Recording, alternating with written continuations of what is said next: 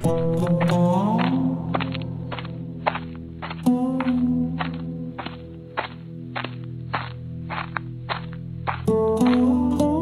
তো দেরি হলো করিম, শরীর ঠিক আছে তো?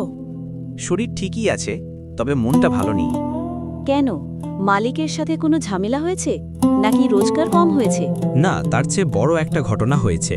কি হয়েছে বলো তো? ছেলে তো তোমার জন্য অনেকক্ষণ বসে আছে। ছেলে ঘুমিয়ে গেছে। হ্যাঁ, এই মাত্রই ঘুমিয়েছে। এখন বলো কি হয়েছে? এই দেখো। এটা এত ভারী, মালিক কোনো উপহার দিল নাকি? না, রাস্তায় বাজারের কাছে পড়ে থাকতে দেখেছি। কুড়িয়ে এনেছো?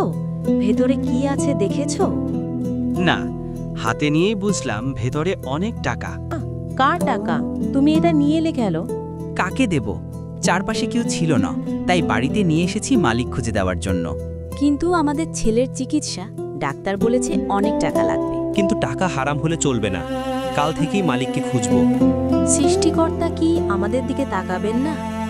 এটা আমাদের পরীক্ষা, মর্জিনা, ধৈর্য ধরো।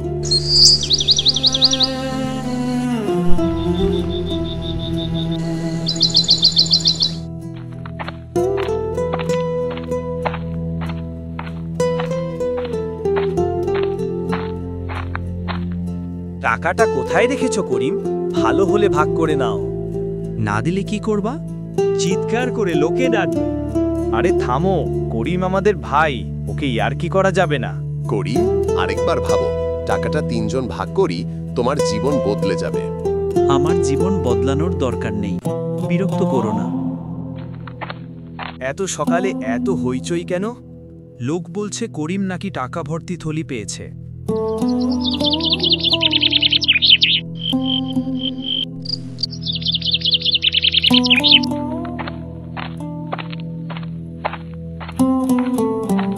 রহিম ভাই, তোমার দোকানে কেউ আসিল, টাকা হারানোর কথা বলছে? না ভাই, কেউ বলেনি। গ্রামের লোক বলে ভাই, কেউ বলছে বোকা, কেউ বলছে মহৎ। কে কি বলল তাতে কিছু যায় আসে না, আমার দায়িত্ব আমি পালন করব।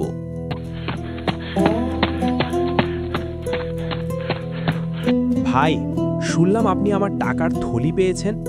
হ্যাঁ, পেয়েছি। আপনি কি? এই থলিটা আমার, সৃষ্টিকর্তা আমার দোয়া শুনেছেন, আমাকে ফিরিয়ে দিন। ভাই, কোনো তোমার প্রমাণ আছে ওই টাকাটা তোমারই? আমি টাকা হারিয়েছি, এটাই প্রমাণ। থলিটা কেমন ছিল বলবেন? কালো রঙের চামড়ার থলি। ভেতরে কত ছিল? 50 থেকে 60,000 টাকা ছিল। নোট কেমন ছিল? সব 500 টাকা। তাড়াতাড়ি দিন।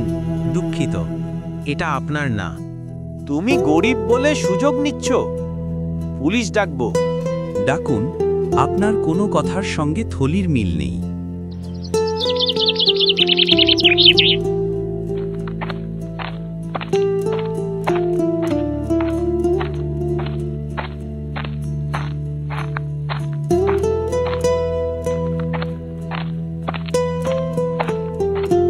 মালিকের কোনো খোঁজ পেনে?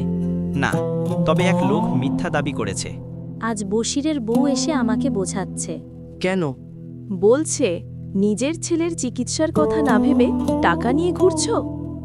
মর্জিনা, তুমি তার কথা শুনলে? সবাই হাসাহাসি করছে, কারো মনে হয় আমি লোভী। আমি কি তোমার কষ্ট বুঝি না? কিন্তু আমি ভুল পথে যাব না, আমার ঈমান টিকিয়ে রাখতে দাও।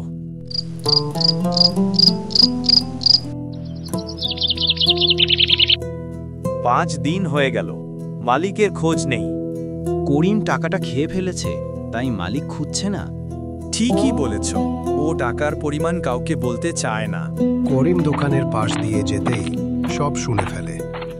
জামাল, মিথ্যা বলো কেন? তোমার কাজ সন্দেহজনক।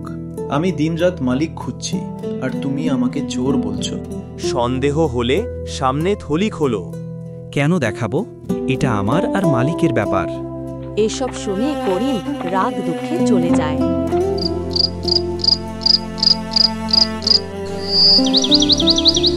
আজও মালিকের খোঁজ পেলে না? না, আর গ্রামে আমি এখন চোর।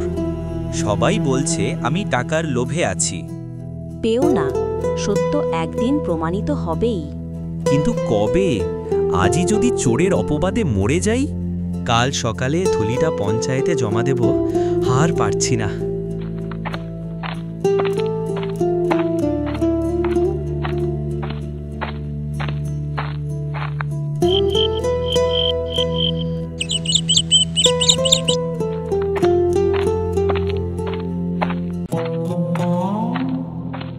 করিম, তাড়াতাড়ি চল, মালিক এসেছে। কোথায় চাচা? এখনই দোকানে বসে আছে।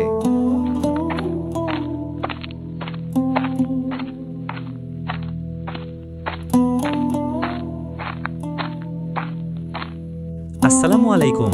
আপনি কিছু হারিয়েছেন? ওয়ালাইকুম সালাম। হ্যাঁ ভাই, আমার টাকার থলি হারিয়েছে। থলিটা আপনার কিনা যাচাই করতে হবে। অবশ্যই। থলিটা কেমন? খয়েরি চামড়ার, ওপরে ফিতা ছিল। ভেতরে ছিল ঠিক 2,25,000 টাকা। আর ছিল আমার মেয়ের নাম লেখা কাগজ আর মায়ের দেওয়া 1 টাকার কয়েন। ঠিক আছে, অপেক্ষা করুন।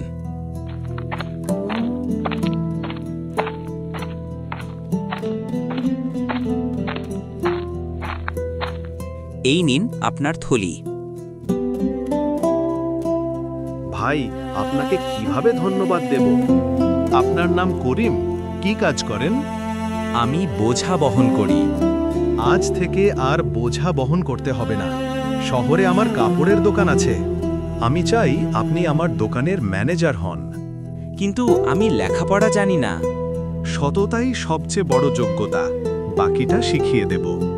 আর দেরি করিস না করিম, রাজি হয়ে যা। আমি রাজি।